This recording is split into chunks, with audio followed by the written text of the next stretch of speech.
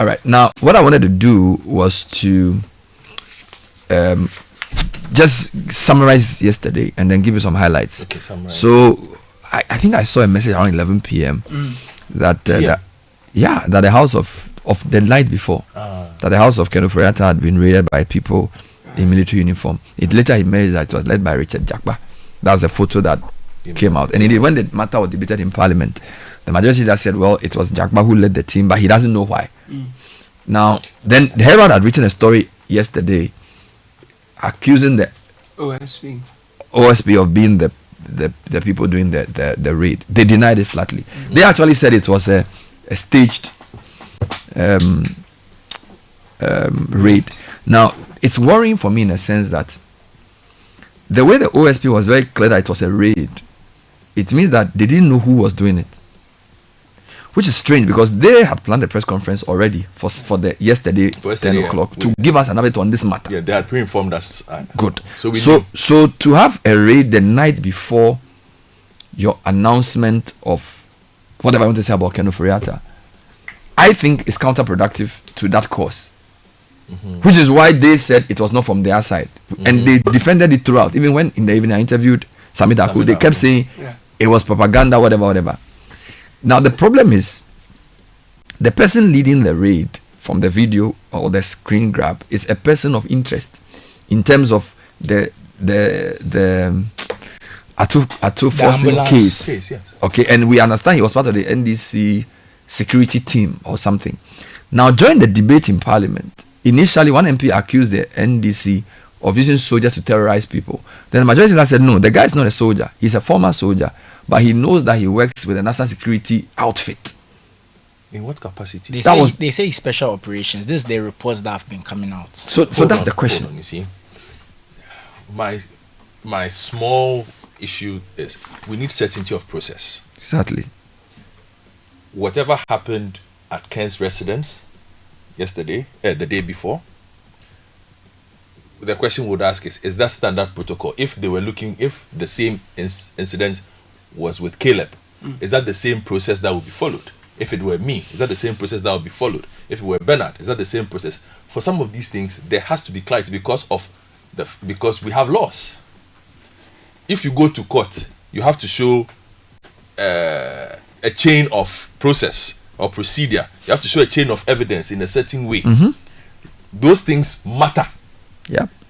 Who sent you? What were your orders? As at 6th January, Mr. Jakpa was a civilian. When was he employed into national security? Sworn Before in, the trained, the issued a letter. Man issue, because he's the one who was opening the containers. Just for context. No, but for the supplement issue as well. Yes, so you're saying that he was for national security? Because he was the one. He was. But in those is there videos. clarity on his role? I'm just giving context. Yes, we understand that. I don't. This is what I'm saying. The reports are saying he's in charge of special operations. This is what I've heard. Hold on to me. Hold on. The question I'm saying is, as at 6th January, Mr. Jakpa was a civilian. Today is the 13th of February. He's led 2 operations. Yes. High profile ones. So we can assume that in the period since he has applied to national security, he has been accepted, he has been posted and heads a unit. Let us know which unit he heads. 2, I am very, very, very, very, very uncomfortable. And Dr. Manebuama made mention of this during his vetting, with the use of military in civilian processes. By all means, go and search for Ken Ofori-Atta and whatever documents you are looking for. There is CID. There is Financial Intelligence Center. There is IOCO. There are all kinds There's even FPU. There's FPU. There is the SWAT. Office of the Special Prosecutor. There is SWAT. All kinds. All of who form the FPU anyway. Yes. Who can be used to conduct a search. Why do you go and bring military people? You do not. Why do we need so far? Last time I checked, and I took my international relations class seriously, and I know what I majored in when I sat in that class, and I was a very good student. You can ask any of my lecturers. We know. You don't need to skip. I'm just saying. Soldiers are not trained in those endeavors. Oh. But the people at IOCO are. Yep. The CID of the Ghana Police Service are. Exactly. FIC is. the NIB itself is, in fact, even if there are military officers assigned to the NIB, a search is not what they are trained in. Correct. So we need an established process where we know that, in fact, if I am coming to look for something in your house, I know that I need a warrant. The last time we interviewed a policeman or a lawyer, the lawyers can help us. Can the police just enter your house and search your house? There has to be a certain kind of conversation, because if whatever they find without due process, if it gets to court, it does not hold. Yep. And ultimately, it is the success of the prosecution that people are that interested in. we are interested in. Not it is not the performance. It is the success of the prosecution, not the performance. But we seem to have invested a lot in the performances. The showmanship. Which in the end does not manifest in successful prosecutions, because you would check and the processes are not lawful in the way that our constitution has directed. Then you even abort the whole process. In the way these things are being done, I want to express a bit of caution. Yeah. That perhaps we need clarity of process in these things. We need to know who is who.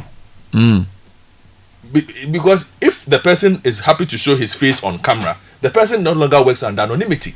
So can it be clarified for us? Since January 7th, Mr. Jakpa's role has changed. Mr. Jakpa is in charge of ABCD. Because when the NIB boss was named, they put his picture there. When his reassignations were done, we saw it, 20 people. We don't know who else has been moved where. Exactly. Yeah, that's a very important point. Yeah. These things are clear. We know who runs operations security at the presidency. We know who his deputy is. Yeah. These are all key security roles. And it is important we know, because these are people who have powers and access to security apparatus that normally they should not have. And that should be used with caution. You understand? You don't just give... It should not be possible for an individual to get up from behind his desk and call 7 soldiers and say, follow me, let's go. It should not be possible in any proper civilized country. So the question then is, what role do these soldiers play in the national security apparatus? I'm saying even if they are on secondments there, the thing that we saw at Ken's house, there are 1 million other units in this country that are trained specifically to do that thing. If you are looking for evidence, unless they were not looking for evidence. We don't even know what they were looking for. Yes. They said they were doing room-to-room search, looking for Ken Ofori-Atta. This is the reports that they were doing. Is that what they have said? Or that's what the people have This said? has been reported in the media. No. Let's deal with it. I'm just saying. It doesn't make sense because. I know it doesn't. I'm just saying this is the only thing that's been given. This is the only information that's been given. You see, I think it's important because you see, the OSP say they had nothing to do with what happened in the house. Yes. It seems to me the people who went to the house probably didn't even know what the OSP was doing.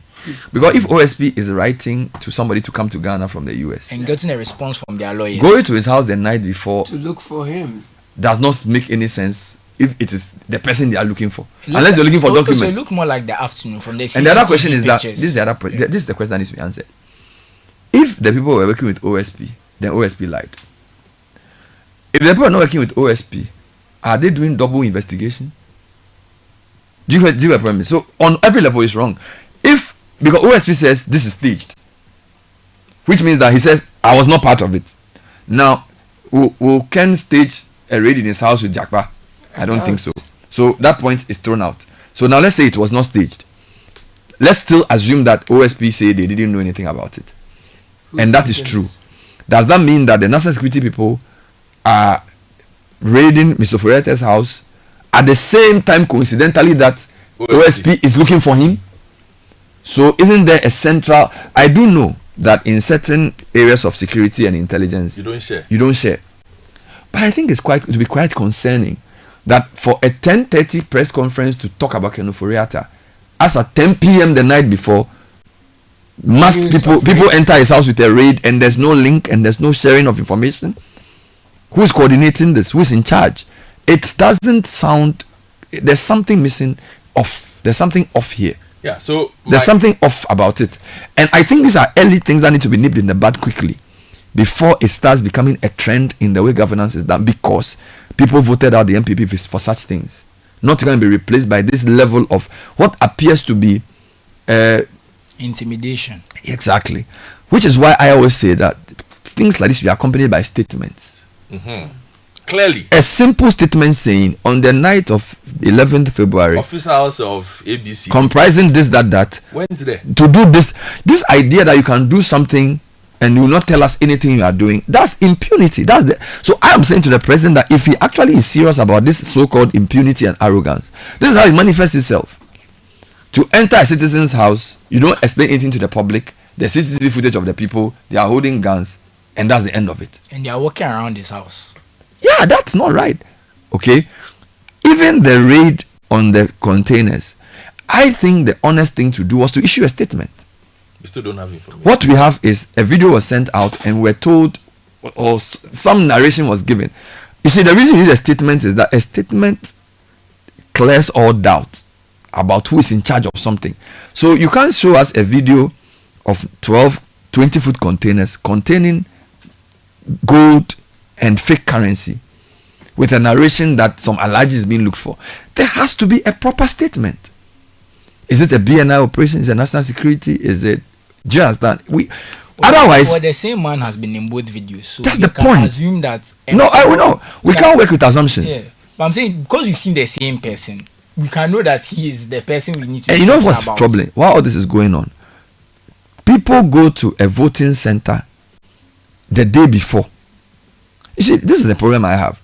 If you want to show that you have the power of state to cause law and order, we don't need to see. You are voting for a Council of State membership, 86 voters in a public place like the Kumasi Ashanti Regional Coordinating Council, with dozens of people, with lots of police there. Then you have about 30 people storm the place, scatter ballots, chase people out, and then you tell us that you are on a manhunt for the people. Who overpowered your men? You see how the illogicality of the whole thing works. 200 policemen, they were now on the manhunt for the people after the fact. And the thing is captured on camera. The question is, what kind of intelligence went into the policing? Now I'm told they brought a certain caliber of police people who couldn't engage those guys.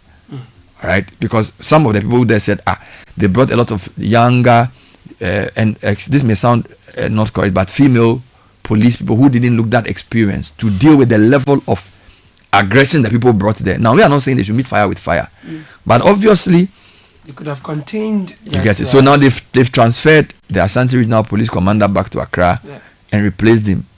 Is that the solution? Is there a full inquest? We are told the regional minister has asked for a full investigation. Will there be consequences? This is how you begin to chip away from good governance. All right. You need to. You see, this was the final point before I move on. Yeah. Instead of telling people, giving them nice speeches when you are swearing them in, or when you take your first day in office, use your first 2 weeks to let people know you are serious by sacking or punishing tomfoolery. If you do that, they'll say, this guy is serious. You see, because everybody can give a nice speech.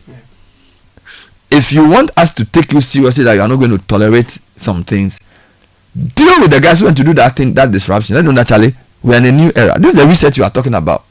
But don't allow them to keep, because they keep going to places and disrupting things, and all you keep doing is issuing statements. It tells you are not serious with fighting the lawlessness. There's a message, who's also trying to say that there are all kinds of units seconded to that. We've already made that point. We know that there are units seconded, John, that there are units that are seconded to national security. But what the point I'm making this morning is, when you see a soldier, we don't use soldiers for those kinds of things. You see, we've become so used to seeing soldiers operating in civilian jurisdictions so much so that we feel we use soldiers as much as we use the police in Ghana. It is not normal, people. It was even debated in Parliament yesterday. It is not. Look, let me tell Ghanaians this morning. It is not normal. It's not right. Go to any right-thinking country. You don't see soldiers operate the way soldiers operate in Ghana. It is not normal. Facts. No proper country operates like that. Let us not think let's not normalize this behavior. There are people who, if they have been seconded, we bring soldiers as a last resort. not when we are looking for human beings and it was debated on the floor, and they even spoke about. So one of the MPs then said, "How come the chair of the EC also had soldiers with her?" Yes, it was debated like 10 minutes, and they were basically going back and forth around. Sometimes there's the necessity to add that, and maybe we can play you the excess of that debate. But there was the MP for Bole Bamboy, then there was the MP for Bimbila, the former defense minister, and then the majority and minority that also joined the debate about the use of soldiers in these operations. So it's not actually we who are saying it. The only thing was that yesterday the debate degenerated into equalization. It didn't really get to the bottom of the matter of why were we using soldiers in this operation. I just want to touch on something Godfred said, that if you study international relations, one of the things they teach, and security and that kind of stuff, one of the things they teach you is that a sign of a failing democracy is soldiers doing the work of police. Because it means that the government is at war with the civilians, because soldiers are used for war. So if they are doing the work of police, it means that the relationship between the government and the civilians has broken down. That's why you are seeing soldiers doing the work of police. Police are supposed to keep security of civilians. Soldiers are meant to keep external security or terrorists, that kind of stuff. They are basically used for armed conflict. So when you see soldiers, it's a bad sign for any country if their soldiers are doing the work of police. So what Godfred is saying is very important. It shouldn't be normalized. It shows that there's a problem with the way security is in our country. And to support your point about optics, you asked a very funny question about optics. It's not good for the optics. All right, now let's get into the legalities. So I had 3 people on the point of view yesterday, more like 2.5, because I had 2 guests and then one also joined. Let me start with the Menchia South MP, Nana J. Bafwebua. He took issue with the approach of the special prosecutor and what he considers to be the media happiness of the OSP in doing his work. The era where there was this whole abuse of power is far gone. Our laws must be made to work. Bernard, whether the man is present or not, the question we need to all ask ourselves is, what stage is the OSP in terms of his investigations? Is he considering Ken Ofori-Atta as an accused person or a person of interest? That is he done with his investigation such that he has established that there's a prima facie charge against Ken Ofori-Atta? You see, Ghana is the creation of law, and we must respect the law. It doesn't matter whether you hate the person, whether in your imagination you think that the person has committed an offense. It doesn't matter. We must, begin to enjoy the fruits of the fight we all pursued before 1992, which is that even the worst of criminal, that the person that you've even seen caught red-handed committing an offense must be taken through due process of law and not an imagination of somebody. Otherwise, we risk going into the very era that we all wanted to avoid. We must, let me repeat, begin to enjoy the fruits of the battle we all waged before the promulgation of the 1992 Constitution, which is that let rule of law prevail. You see, you can say procurement breaches, whatever you want to talk about. At the end of the day, right, the question is, has anybody established a prima facie case against Ken Ofori-Atta? If no prima facie case has been established against him, you only need him to assist you with your investigation. Can you proceed with the investigations with or without him? In any event, he will come and write a statement, right? Other people, there are other actors around. He's not the only person necessary for the investigations, because there are other people around. The contract was signed by somebody. The procurement processes, whether or not it took place, is obvious, right? PPA is there, and so on and so forth. And so, if you need him for the investigation, that will be different. If you don't need him for the investigation, that's also different. If you need him for the investigation, he's not available, charge him. There's a procedure for charging a person under our laws. even when the person is absent. There's a procedure. Okay. Otherwise, people who leave the shores of this country, right, will go scot-free. It is not for nothing that somebody like Sedina Temaklo, even in her absence, right, the processes still went on. She was convicted and she was sentenced in absentia, right? And so let the law work. That's the problem I've always had with the OSP. It's the same thing he did in the case of Charles Bisu, right? He gets frustrated with the court processes. So he thinks that the trial in the media works for him, right? But that is not the Ghana we all dreamt. Let me get you clear. You're saying that even in the absence of Mr. Ofori-Atta, the OSP, depending on what he believes Mr. Ofori-Atta has done, can proceed with whatever he wants to do. Yes. Without being stalled by his absence. So let me ask you. So what is the status of Ken Ofori-Atta as far as the OSP's investigations are concerned? Has he charged him? Is he a person of interest? So what power does he even have to declare him wanted without recourse to the court of law? Ghana is a country of the creation of law.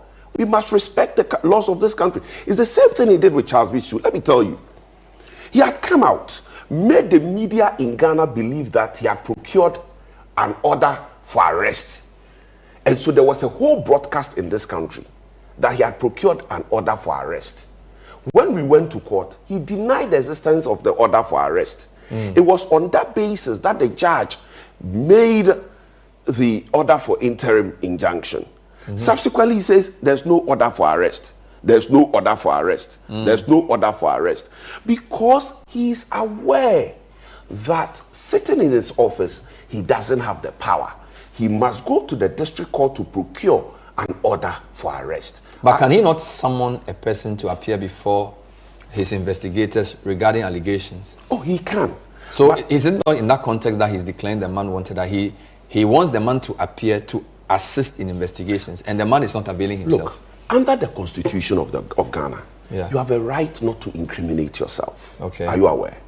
And so that is why when a policeman confronts you on a matter, he reads to you your caution statement that you have the right to remain silent. Otherwise, anything that you would say will be used against you in a court of competent jurisdiction. What it simply means is that even if I appear in your office, I can choose not to talk. And so invariably, you don't need me to proceed with your investigations because I cannot speak to incriminate myself. So the presence of Ken Ofori-Atta in the office of the special prosecutor is not necessary. It's neither here nor there in your It's view. neither here nor there. If you have done your own investigations without his assistance and you form the view that there is a prima facie case against him, charge him. Even without speaking to him? Charge him. On the face of the evidence you've gathered? Yes, that is why we say prima facie, on the face of the charge. Right? Because when he appears before you, he can choose to keep quiet. Okay, so are we saying that if he keeps quiet, you cannot charge him? I get you. Is that what you are saying? And so if he can keep quiet, then you don't need his presence. But assisting in investigations may not only be in talking. It could also be in asking you to provide some information, whether maybe documents. Go to court. Procure an order. When he appeared before us, did he say that he has procured an order of the court for him to produce a certain document or material? Interesting. That he cannot find him to enforce that order of the court? So in your view, what is he doing? What is the OSP doing with this? It is just the normal public show he has always embarked upon. It is that how, but you've cited only one example. We saw Cecilia Dapa. He gets frustrated when he goes to court and lawyers come to face him. He thinks that whenever he has to prosecute a matter, a lawyer shouldn't even stand in front of him. Is that what he has told you? You see, if he walks like a duck, quacks like a duck, then it is a duck. It is a... So that was MP for Menchia South Nana Jakpa. For now, the Director for Strategy and Communications of the OSP, Sami Dako, dismissed claims that the OSP is seeking public sympathy, labeling such assertions as propaganda, and he maintained that the criminal case against former Finance Minister will proceed in his absence, insisting that Ken Ofori-Atta appears to be evading investigations. Ghana is a country that we have so many laws, but we don't have efficient No, forgive me. We'll get the right cue for you in a second. All right, so there's some technical issue there.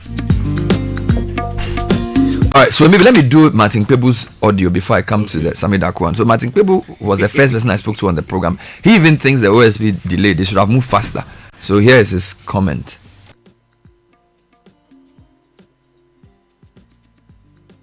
Doing, and then it comes into 2025. If Asenyo Markin is to be believed, he says the first time OSP wrote asking Ofori-Atta to show up was in January 2025, that 22nd January. That's what Asenyo Markin stated on the floor of Parliament. That that was the first time OSP had asked for Ofori-Atta. Why such a long time? When we all know that in September 2023, OSP started recruiting a lot of investigators and other staff. There are over 200. So let's say that even if just 200 took up the appointment, even if we say 180, okay, that's a lot. So how come you delayed? And let me put in another fact so that you see that OSP has unduly delayed. Even for us, CSOs, you see, Media Foundation for West Africa, CDD, etc., right? They came to me and we sued in August of 2024. So we, even looking at KPMG report, etc., we're able to sue in August. August is the 8th month, right? Yeah, and now this is January. So more than 5 months ago, we were able to sue. All this while, what was OSP doing? What were they doing? Me, I'm inundated. The way I struggled with that brief, trying to sue SML, GRA, etc. So one of my juniors, Enyonam Abuchi, yeah, it's just second year at the bar, had to do a lot of the work. Yeah, had to do a lot of it. We're struggling, private persons. This brief, there's not money to make from them. It's for God and country. We struggled, and we're able to sue in August of 2024. OSP that has staff of over 200. What were they doing?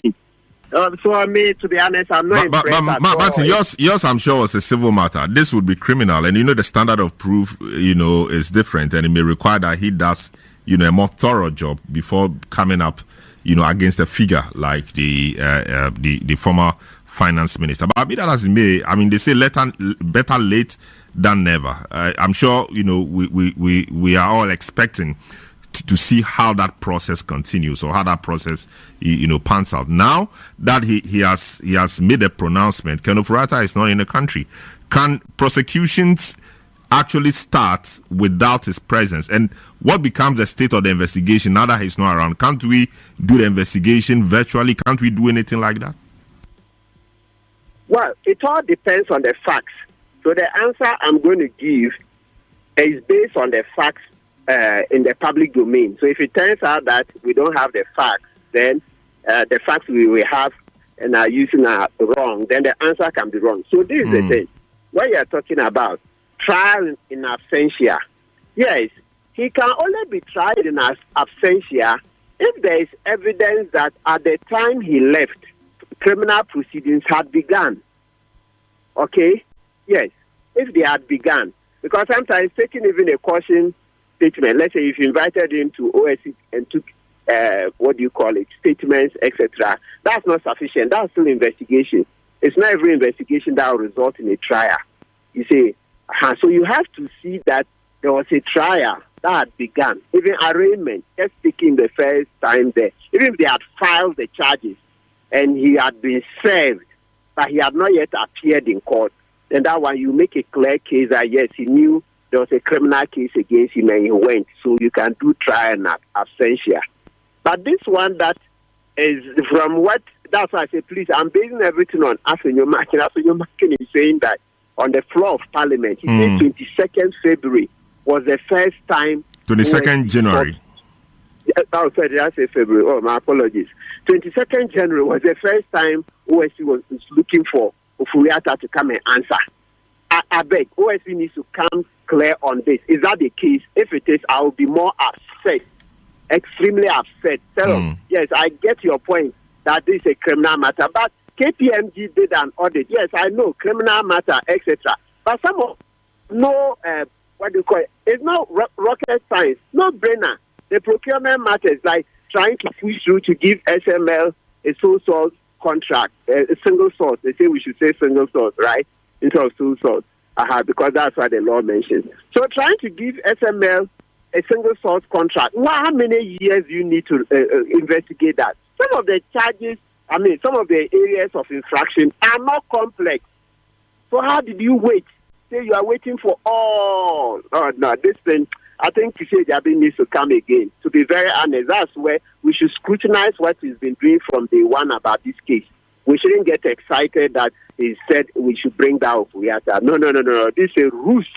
It's a ruse. Ofori-Atta, can you imagine? From November or December 2023, you had the whole of 2024. That's what I'm saying. I'm basing this on Afenyo Marking's letter. Look, even if it turns out that the first time was in January 2025, my answer would still be the same.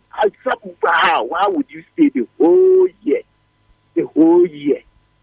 You didn't do much about it. Now you have a lot of staff from September 2023. A lot of staff.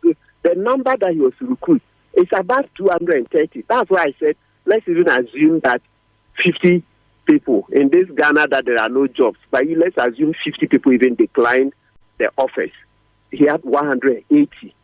And what were they doing? What were they doing all this long time? And everybody would know that, listen, last year was an election year. So if MPP lost, chances are that some of these people will vote.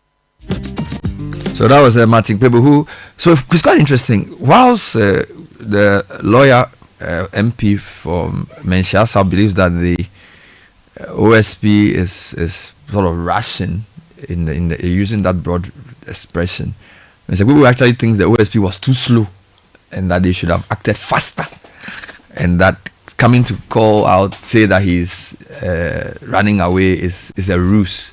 Now let's hear from the OSP's Director of Strategy and Communication. We had him on the point of view yesterday, or he actually called in to react to some of the things that had been said. So here are excerpts of that interaction. The OSP does not act outside the law, it acts within the law. We have often heard today some propagandists go around and sending messages around that Ken Ofori-Atta is a person of interest. Ken Ofori-Atta is not a person of interest. In law, there's a wide and big gap between a suspect and a person of interest. Ken Ofori-Atta is a suspect. A suspect is not the same. So can't you proceed without his being here? Did you need to tell the whole world that he's a fugitive of justice? If you believe that you have evidence that he's done something wrong and is unavailable, can the matter not proceed without his being physically here? No, the matter cannot proceed without being physical. Let me tell you something. The OSP, this is not the first time the OSP has even taken and interviewed people outside this jurisdiction in very big investigations we've done before. The OSP, when it finds it necessary that, and the OSP in the Sicily-Adapa matter even did interview a person of interest all the way in the United States without we having to personally go there. Ken Ofori-Atta is a suspect. Now, if you need a suspect, there are several reasons why you need a suspect. You need a suspect to charge a suspect. You need a suspect to take the charge caution statement and all those things. Now, we have to situate in a certain context. You are accused of rape, and then the police officer calls you, and you tell the police officer that you are in your hometown, you are not feeling well, so you have gone for traditional medication, and that you are not too sure when you'll be done with this traditional treatment. And so when you are done with the traditional treatment, you come to Accra and then respond. Please, this is not a civil case. This is a criminal case. You are being charged for rape, and you are giving them your timelines. If you also then tell the native doctor that, okay, can you give me a letter to support me? And the letter just simply says that, oh, I'm the native doctor, I'm attending to him, and I think that I'll be treating him for this, and after that I'll treat him for that, and so give and take. You have to give him more time, and they are not specific. No serious law enforcement agency would take that as a reason, especially in a criminal trial. So have you written back to the medical facility asking for better and further particulars? No, we don't need to write to the medical facility. We are not the one to prove anything. You, the suspect, are the one who has to do all that. Bernard at ChannelOne, if one of your employees tomorrow decides not to turn up, you're going to hold the person responsible unless the person brings a medical report or something substantiating why he's not there. So we can't even shift it to the OSP. The point we are making is that the OSP is a very reasonable organization, a very reasonable law enforcement agency. It has said that it always go on the civil tangent by inviting you, by trying to use all the necessary processes to get you there. It's only when you refuse to attend, then the OSP will apply the necessary measures and for to ensure your attendance to the OSP. And when we do that, that is not playing to the gallery. When we do that, that is not because we want to disgrace somebody. We do that because that is the due process that we have to follow. So we only declare you wanted when you decide to give us the opportunity to do so. If Mr. Ofori-Atta turns himself in, there will be no need for this drama. Like we said, nobody even knew we were investigating Mr. Ofori-Atta. Some people have said that, why are you now investigating Mr. Ofori-Atta? Who said that we just started investigating Mr. Ofori-Atta? None of the cases we put out today, the investigation did not start this January or 2025. It's a long investigation we've been doing. People have been talking that OSP is not doing anything, but investigation takes time. And when the time is right, and some people have also said that, why is it that when Mr. Ofori-Atta was leaving the jurisdiction, you did not stop him and all that? No, every Ghanaian is free to go for any medical treatment, whether here in Ghana or abroad. Now, when the law enforcement agency needs your attendance, then you need to now properly attend. Unless you are saying that you are bedridden, we cannot put you on a flight, or sitting in a flight will be a risk for you. There must be strong reasons why you cannot physically be in the office. Then alternatives can be made. But where no strong reason is provided, nothing says you are bedridden, nothing says that you cannot be on a flight back to Ghana, then it means that you are just not taking the institution serious. Right. You are just not taking the whole investigation serious. So please, let's understand that the OSP is not in for fanfare. It is a serious agency, and it does work according to law. Not a single case has the OSP not followed the law. The problem is that many people, including lawyers, have not taken their time to study the laws of the OSP. They've always thought that the OSP is just like the police or like Yoko, and so they have not painstakingly gone through our laws. Our laws were specifically made for the OSP, and we follow the law to the letter. So please, all right. When we say we have declared him a fugitive, we are just saying that he's a suspect. All right. We need that. We need Sammy, the OSP has emergency search powers. His concern, though, is that, and that is different from the Ghana police. So you cannot expect the OSP to act like your regular police. For instance, OSP does not do pen and paper investigation. The moment we mention your name, that Bernard, you are needed by the OSP, it means that the OSP has gathered enough intelligence and evidence to show that you have committed a crime.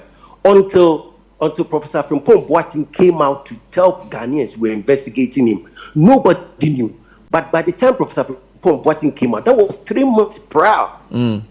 After we had invited and interviewed him, 3 months, nobody knew. But in the fair enough. In the course of your work, are you saying you don't need a recourse to a court to assist you? So you are saying, for example, that for a warrant, you don't need an arrest warrant from a court to arrest a person that No, we have never said that. For instance, as we have declared, how do you call it? Mr. Ofori-Atta, of course we have a warrant for his arrest. So of course we do have. We are just saying that the law provides, let the record reflect too. The law provides law enforcement agencies power to arrest without a warrant. Okay. And that is in Act 30. He decided not to avert his So you are clarifying that on the matter of Ken Ofori-Atta, you have secured an arrest warrant? It's not about we have secured an arrest warrant. I said that there is an arrest warrant because Ken Ofori-Atta is a suspect. So the warrant is from where? The warrant is always from the court. Fair enough. So you can arrest with a warrant and you can arrest without a warrant. For instance, he's out of the jurisdiction. We need him. Yes, you have to. There will be a warrant for his arrest. But if Ken Ofori-Atta is in the jurisdiction and we need to arrest him, we don't need a warrant. But if okay, Section 10 is very clear. So let me. Police come to your house and you are accused of rape or any other offense, they don't come with a warrant all the time. Warrant is needed. For instance, if we are not doing an emergency search, we come to your home with a warrant because it's not an emergency. Wow, those are the highlights of last night speaking to Sammy Dakwa. I'll talk to him again just to get a few more points clarified. There also seems to be, I'm not even sure how to put this, but there are a couple of questions that need to be answered clearly in terms of what happens next, and I want to go there. Some people accuse the OSP of going public with an ongoing investigation, which they ought not to, because they think that you are investigating. But the way you put the information out suggests that the person is running away from justice. Okay, so let's try and clarify those points. So, but I think that the first question I want to bring back, Sammy Dakun, thanks for joining us again. Sammy Dakun is the Director of Strategy and Communications at the OSP. I think my first question is that when I listened to the two guests I had yesterday, there are two schools of thought. One believes you wasted time because he thought the matters were straightforward. This is Martin Kwebu's view, that from the time that you got to know about the SML matter, the OSP ought to have investigated and invited Mr. Ofori-Atta much earlier.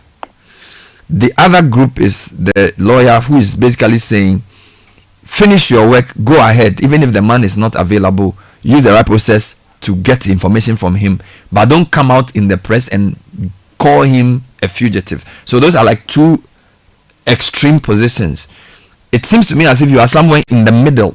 All right, so I want you to start your intervention from there, where one group thinks you are too slow, another group thinks you are in a hurry to name people in the public when you have not finished your work.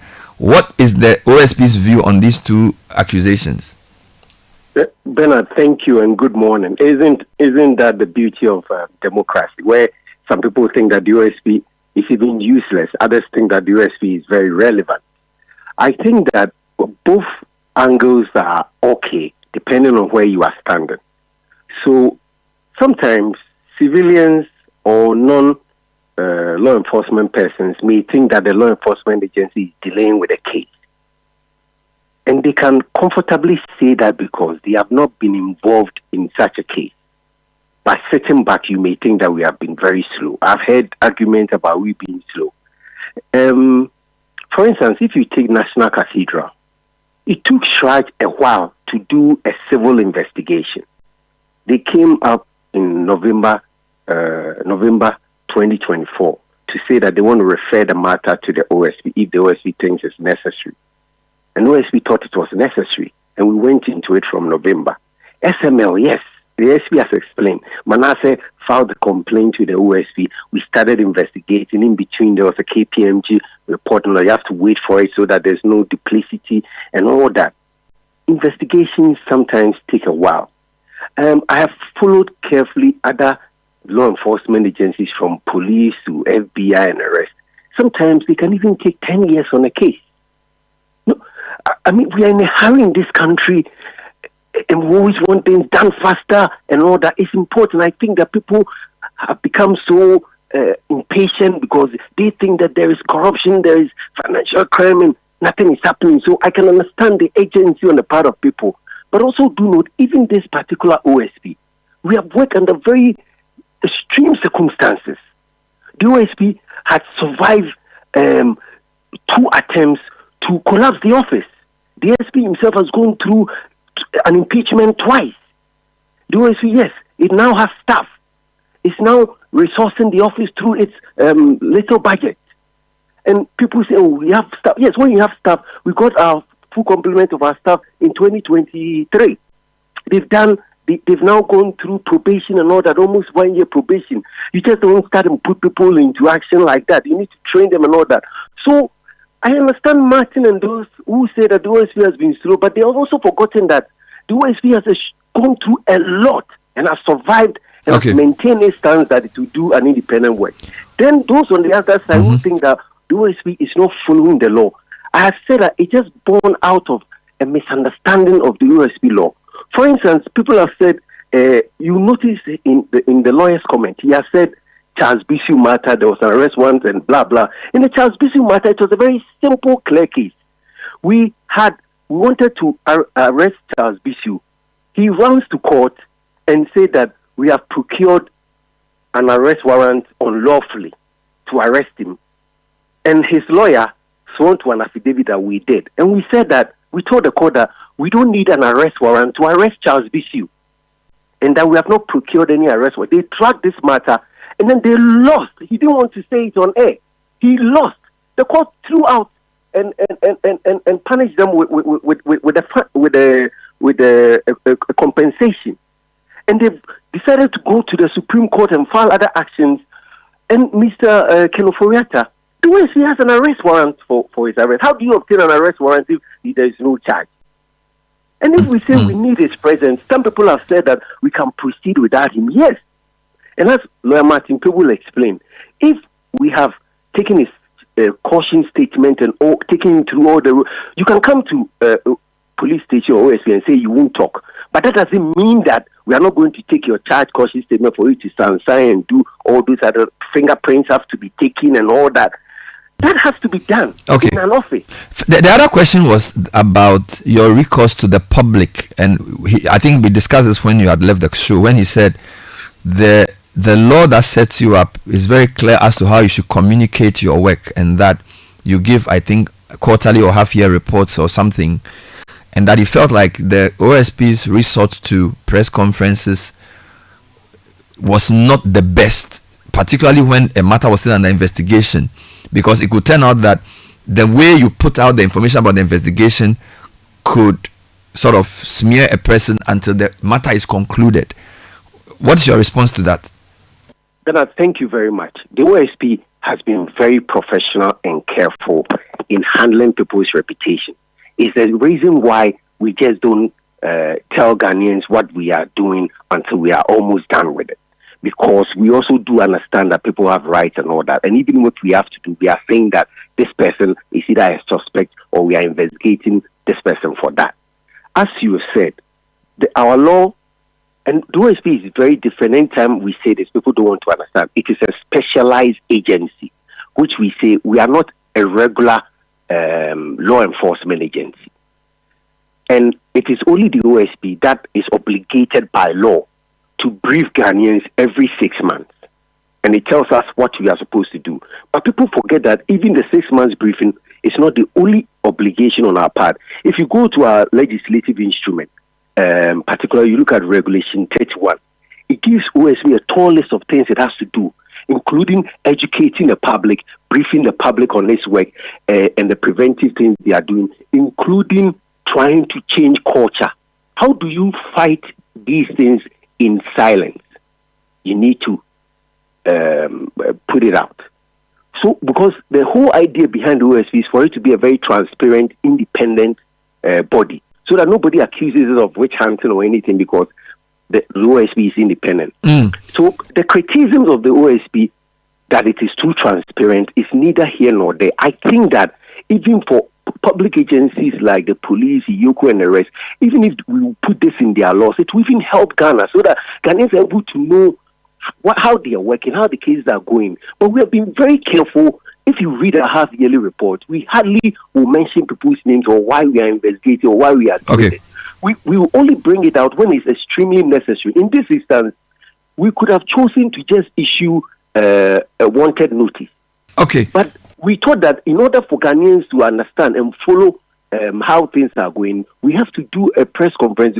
And the focus has just been on Ken, but there are several other cases that was done. But my point of clarification is that I think that it's time that people even tell the OSP that it has done well. Because first, it started that the OSP has gone to raid Ken Ofori-Atta's house. this has turned out to be a palpable lie. And I'm expecting those behind it to eat humble pie and come back and tell Ghanaians that we got it wrong. The OSP never went to Ken Ofori-Atta's house. And OSP has said that if we are coming to your house, you will know that we are coming to your house because you'll be part with us.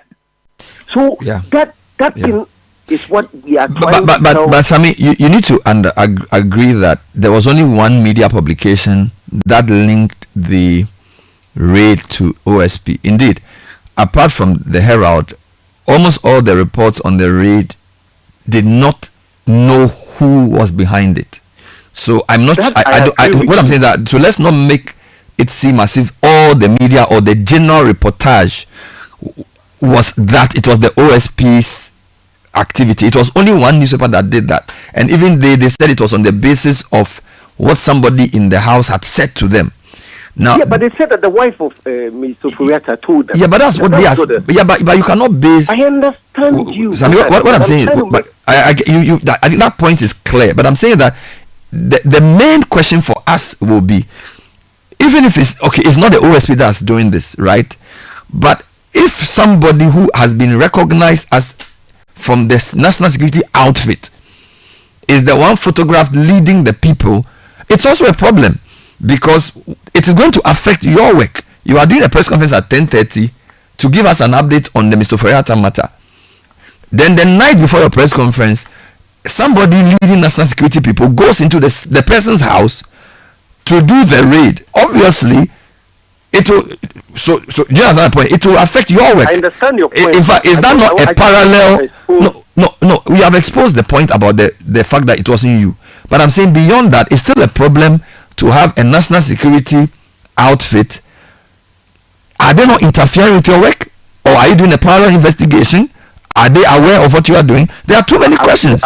Let me answer this question, but I crave your indulgence one more time. I'm saying that the people who told the Herald and the people who told the media houses, say CT, Asasi, and the rest, at the time of telling the media, they had these photos. And they knew clearly that this was not OSP. Indeed, lawyers for Mr. Ofori-Atta wrote specifically stating what happened there, whether it was OSP or not. The point I'm making is that there was a mischief there. It is also reasonable to think that, okay, the OSP might have come to Mr. Ofori-Atta's house. But the point I'm making is that the OSP already has an established style and format. And that ties into something that one of your panelists was saying. I think that we ought to understand some things also. Nobody is above the law. Institutions work within the law, whether police or OSP. There is something we call an emergency search. Emergency searches do not require a warrant. So if you come to the OSP Act and you read Section 34, or if you read Section 30, Section 34, it talks about searches in emergencies. That you don't need a warrant. But any other search, a law enforcement agency will require a warrant.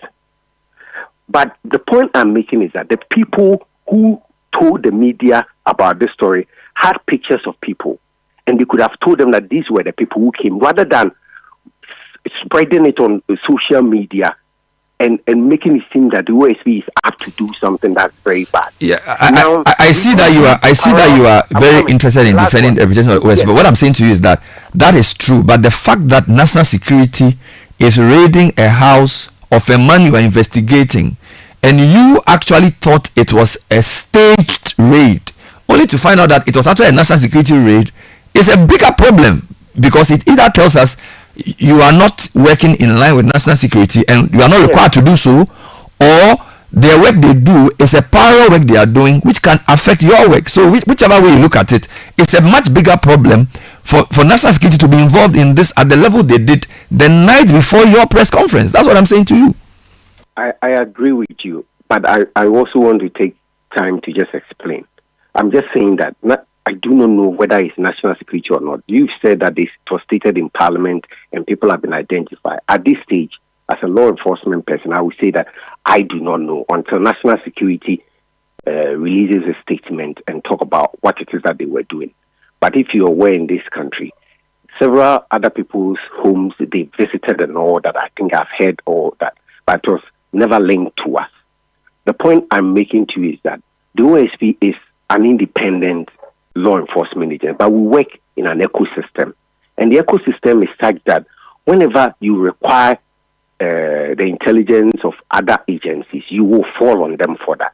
But sometimes when you are doing your investigation, specialized investigation, you will focus on that. Remember, we are just working within our remit, which is corruption and corruption related.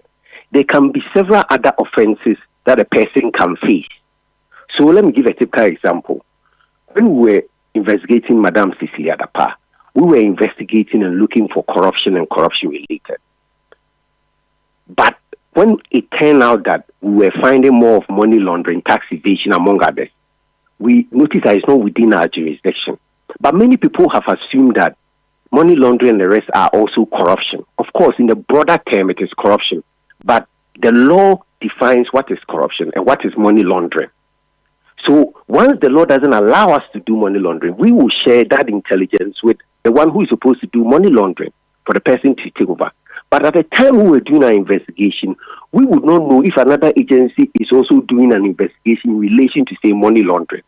But we accept that Ghana needs to progress, work better, so that institutions are able to, in between, share, so that we don't do double work. But I'm also saying that per the nature of the divided offenses each agency is able to handle, it's possible that one person can face three different agencies.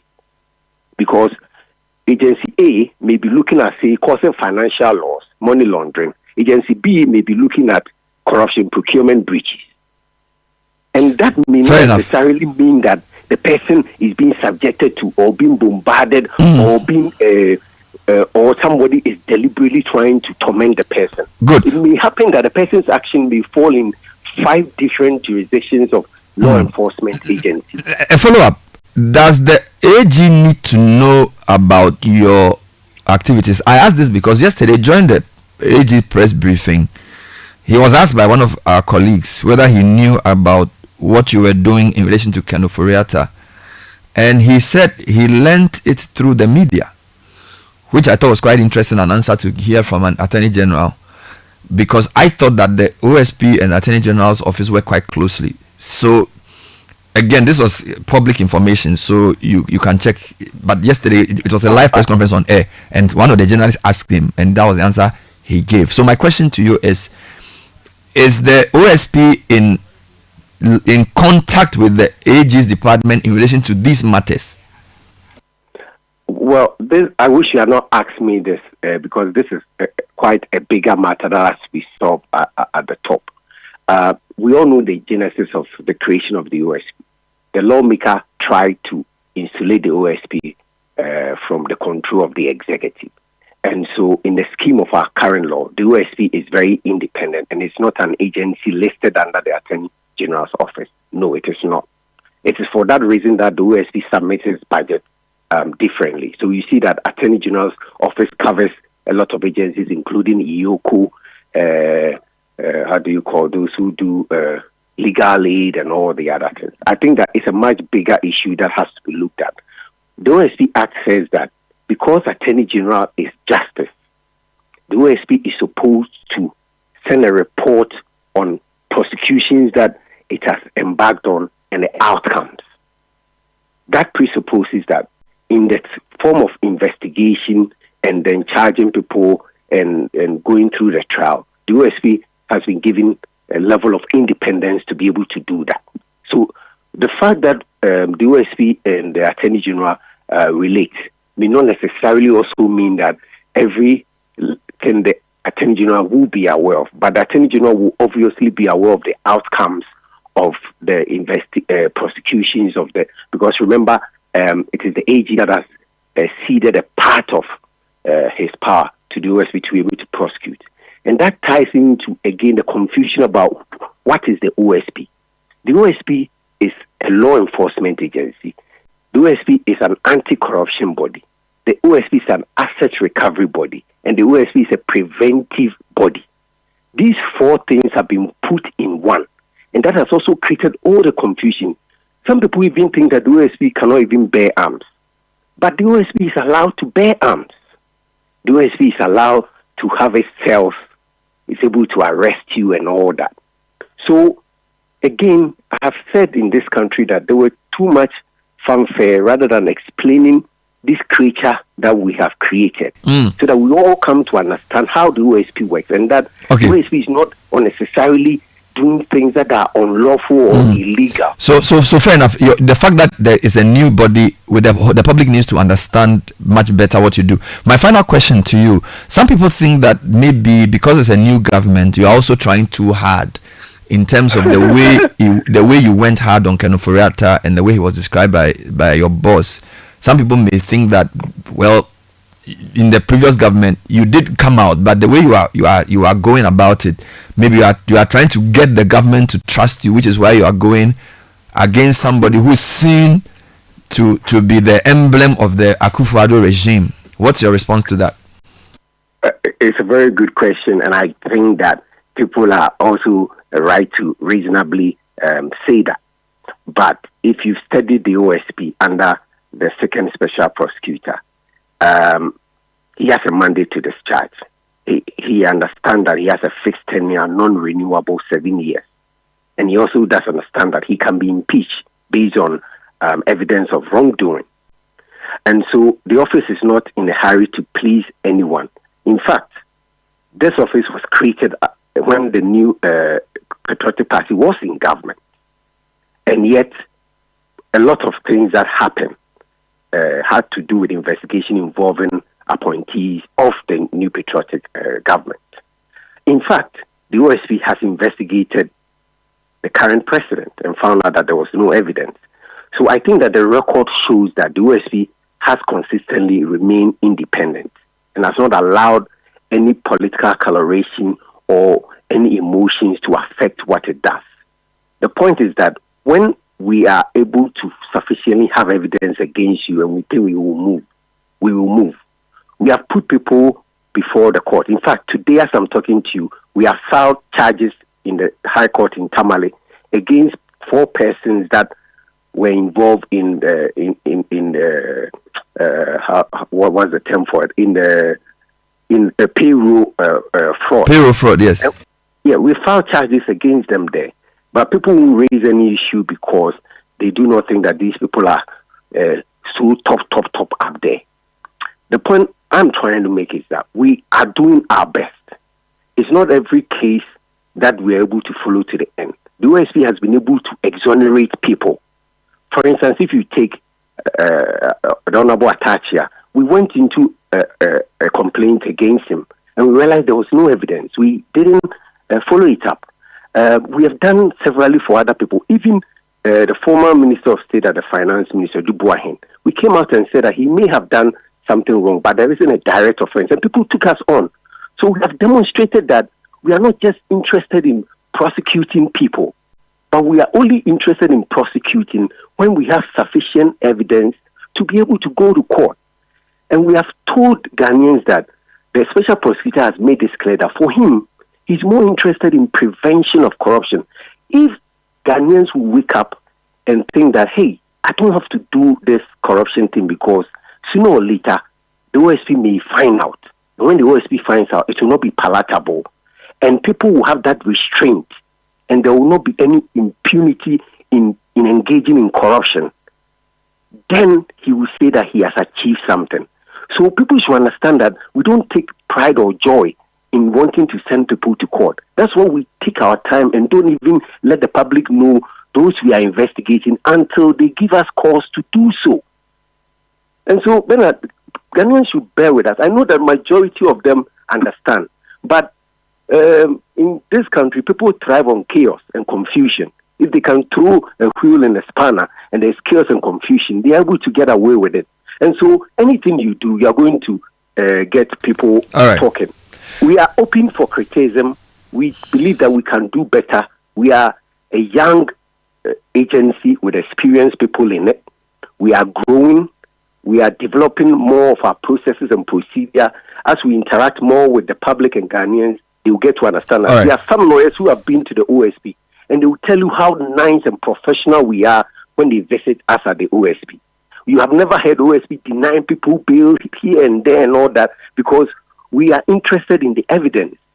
And we are interested in the fact that if you decide not to cooperate, we can also apply that means to get you to cooperate. Thank you. Thank you, Sammy Dakun, Director of Strategic Communication at the Office of the Special Prosecutor. Really appreciate the time to explain matters. Time check is 9:22. City Breakfast Show. A few comments coming up on the issues. It was a very law-heavy day because, indeed, apart from this, there was also the Attorney General having to come to explain some of the cases are we. Yeah, I probably need to join that. I don't know if I should just air that for you briefly. Some of the points he made. We don't have time. We don't have time for that. Okay, so well, for me, in the discussion as to whether they are talking too much or not talking enough, I'm a media guy. They should talk more. I wish more people would speak. I wish police would speak. I wish national security would speak. It demystifies what they do. It brings transparency. It shows. I'll tell you something. There was a day. There was a matter, and we at the time, this was NDC time. Legality was the head of national security something, and we called him and he answered. We put him on the phone and we did an interview with him live. I remember. And he actually answered the questions. Yes. And I think it helps because when national security wear dark glasses and they don't mind anybody and they think that they are doing things just for the deep state and therefore they shouldn't talk to people, it creates mistrust. Yeah, but that's even a very colonial approach to national security. Basically. I mean, they didn't even used to vet them in public. When they are vetting them, they were like some secret things. You know, they must be heard and they must explain what they do because nobody's above the law. That's how I see it, and that's how we should go. Take a short break. When we come back, there's more. Stay with us.